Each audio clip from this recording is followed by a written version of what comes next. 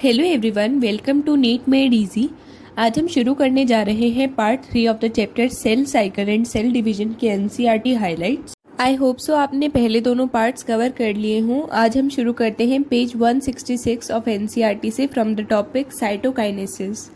Mitosis accomplishes not only the segregation of duplicated chromosomes into daughter nuclei, that is karyokinesis, but the cell itself is divided into two daughter cells by the separation of cytoplasm called the cytokinesis, at the end of which the cell division gets completed. तो यहाँ पर हमें बोला है कि mitosis में सिर्फ ये नहीं होता कि सेग्रीगेशन होगा डुप्लीकेटेड क्रोमोसोम्स का, जो कि बता रहे हैं कि सिर्फ कैरियोकाइनेसिस नहीं होता, लेकिन बाद में जो है साइटोप्लाज्म भी डिवाइड होता है जिसे हम साइटोकाइनेसिस बोलते हैं। जैसा कि मैंने आपको पहले बताया था कि न्यूक्लियस का डिवीजन कैरियोकाइनेसिस और साइटोप्लाज्म का डिवीजन होगा साइटोकाइनेसिस। तो पहले कैरियोकाइनेसिस होता है, उसके बाद साइटोकाइनेसिस भी होता है, जिसके बाद माना जाता है कि सेल डिवीजन कंप्लीट हो गया है। In an animal cell this is achieved by the appearance of a furrow in the plasma membrane. तो एनिमल सेल में कब माना जाता है कि साइटोकाइनेसिस कंप्लीट हो गया है? एक फरो अपीयर होता है प्लाज्मा मेम्ब्रेन में। आपको याद रखना है किस मेम्ब्रेन के अंदर अपीयर होता है, that is the plasma membrane. और क्या अपीयर होता है? Furrow. The furrow gradually deepens and ultimately joins the centre dividing the cytoplasm into two. तो ये जो फरो होता है ये डीप होता जाता है और ज्वाइन करता है सेंटर को, जो कि डिवाइड करता है साइटोप्लाज्म को दो भागों में। तो जो एनिमल्स का साइटोकाइनेसिस होता है इसे हम सेल फरो टाइप बोलते हैं और ये सेंट्रीपिटल होता है।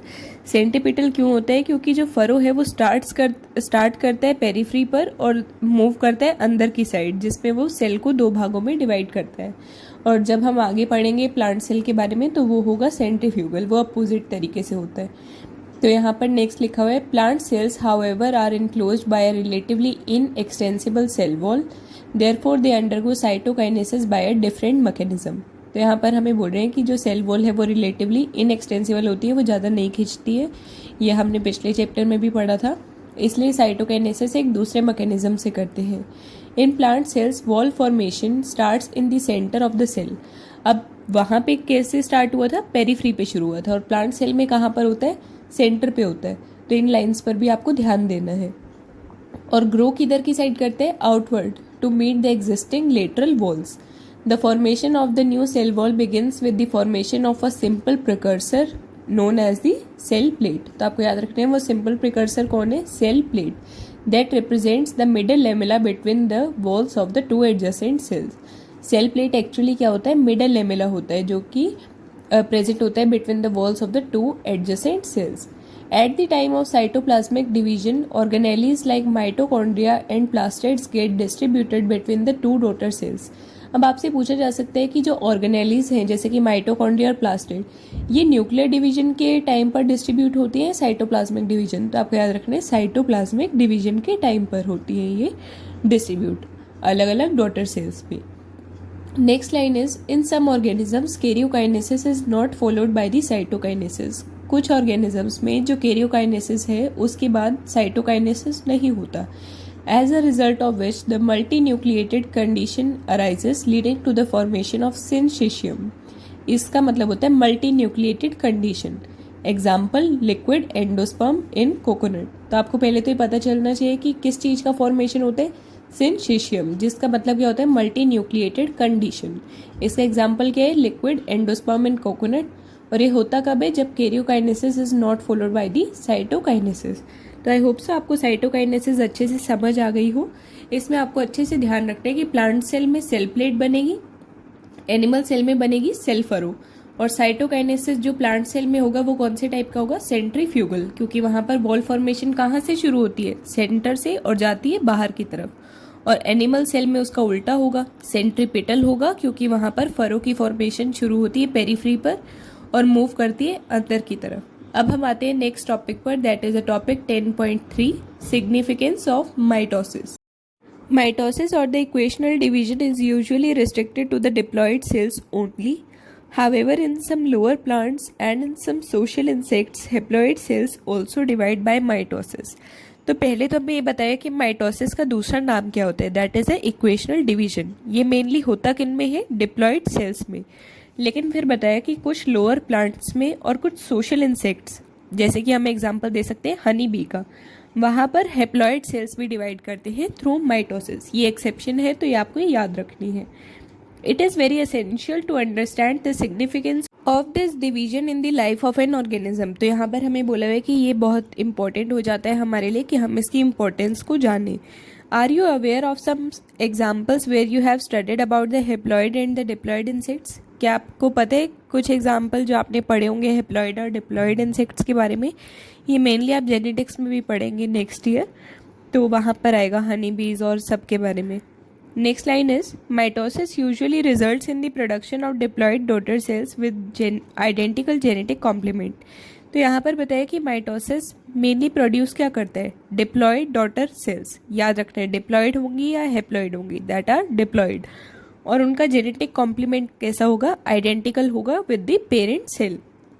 Next is the growth of the multicellular organism is due to the mitosis. तब आपसे पूछा जा सकता है कि मल्टीसेलुलर ऑर्गेनिजम्स की ग्रोथ मियोसिस की वजह से होती है माइटोसिस, तो that is due to mitosis.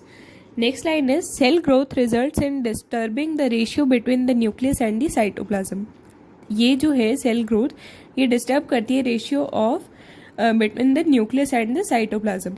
It is therefore become essential for a cell to divide to restore the nucleocytoplasmic ratio.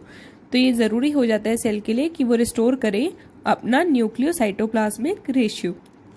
A very significant contribution of the mitosis is cell repair.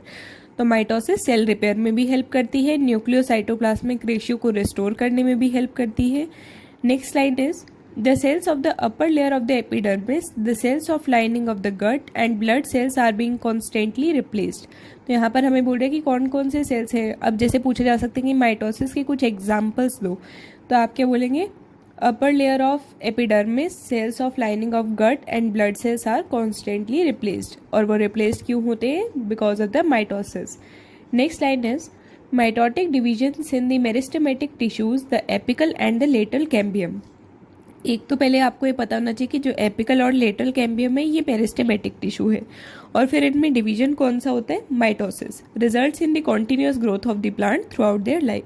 तो ये continuous growth कराते हैं plants की। और ये भी पूछा जा सकता है कि थ्रू आउट देयर लाइफ होती है, कुछ समय के लिए होती है, तो ये होती है थ्रू आउट देयर लाइफ। तो अब माइटोसिस टॉपिक हमारा बहुत अच्छे से कंप्लीट होता है। आपको इसकी सिग्निफिकेंस के मेन पॉइंट्स में एक बार फिर से बता देती हूँ। सेल ग्रोथ कराते हैं, सेल रिपेयर कराते हैं, न्यूक्लियोसाइटोप्लाज्मिक रेशियो को रिस्टोर कराते हैं।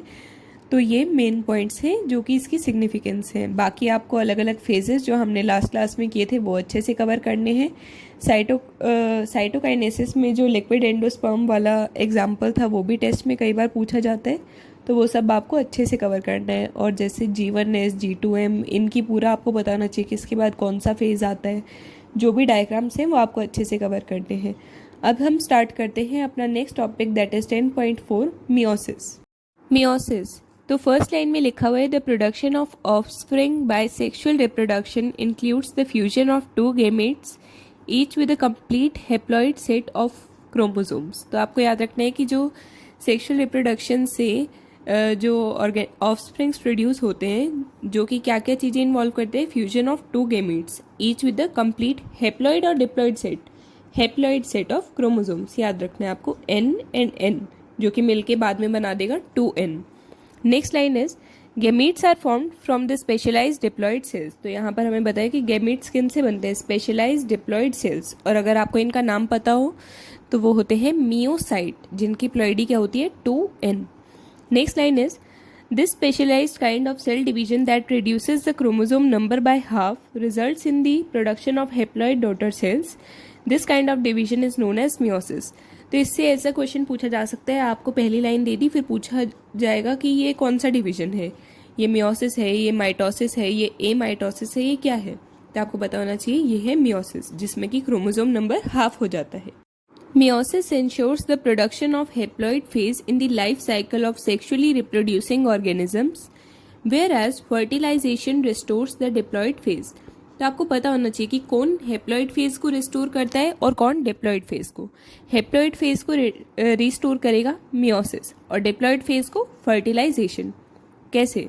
अब देखो मैंने आपको बताया ना कि दोनों जो सेट होते हैं, जो मेल एंड फीमेल गेमेट होते हैं, दोनों के पास एन एन होता है। फर्टिलाइजेशन के बाद 2n बन जाता है, तो दैट इज उसने डिप्लॉयड फेज रिस्टोर कर लिया। तो next line is we come across meiosis during gametogenesis in plants in animals. अब हमें बताया कि मियोसिस हम कब देखते हैं? ड्यूरिंग द गेमेटोजेनेसिस, गेमेट की फॉर्मेशन के टाइम पर प्लांट्स और एनिमल्स दोनों में। ये भी याद रखना कि मियोसिस ये नहीं है कि सिर्फ एनिमल्स का प्रोसेस है, वो एनिमल्स में भी होता है और प्लांट सेल्स में भी होता है। This leads to the formation of haploid gametes. वो हेप्लॉइड गेमीट्स बनाते हैं और गेमीट्स की हमेशा प्लॉइडी एन होगी, that is haploid. The key features of meiosis are as follows. अभी हमें बताएंगे कि मेन फीचर्स क्या क्या है मियोसिस के। Meiosis involves 2 sequential cycles of nuclear and cell division called meiosis 1 and meiosis 2, but only a single cycle of DNA replication. ये काफ़ी इंपॉर्टेंट है। जैसे कि हमने माइटोसिस में तो सिर्फ एक ही पढ़ा था कि एक ही साइकिल होती है, लेकिन मियोसिस 1 और मियोसिस 2 2 पार्ट होते हैं मियोसिस के। और ये मैंने जो पिंक लाइन से हाईलाइट की हुई है, ये भी काफ़ी इंपॉर्टेंट लाइन है कि डीएनए रेप्लिकेशन सिर्फ एक बार ही होता है मियोसिस में, भले ही न्यूक्लियर और सेल डिवीजन 2 बार होता हो, मियोसिस 1 एंड मियोसिस 2 के टाइम पर। Next point is meiosis 1 is initiated after the parental chromosomes have replicated to produce identical sister chromatids at the S phase। तो आपको ये पता होना चाहिए कि meiosis 1 शुरू कब होता है? जब पेरेंट क्रोमोसोम्स रेप्लिकेट कर चुके हैं, तब उन्होंने आइडेंटिकल सिस्टर क्रोमेटिड्स बना ली हैं। किस फेज के दौरान? एस फेज के टाइम पर।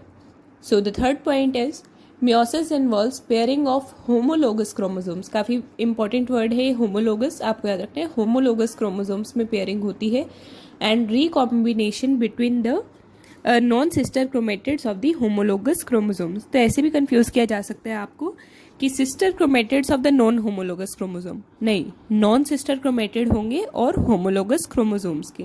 तो हम मियोसिस को मानते हैं, मतलब meiosis involves the pairing of homologous chromosomes और रिकॉम्बिनेशन होती है नॉन सिस्टर क्रोमेटिड्स के बीच में होमोलोगस क्रोमोसोम्स के। Next important line is 4 haploid cells are formed at the end of meiosis 2। 4 haploid cell बनेंगे मियोसिस 2 के एंड पर। Meiotic events can be grouped as the following phases.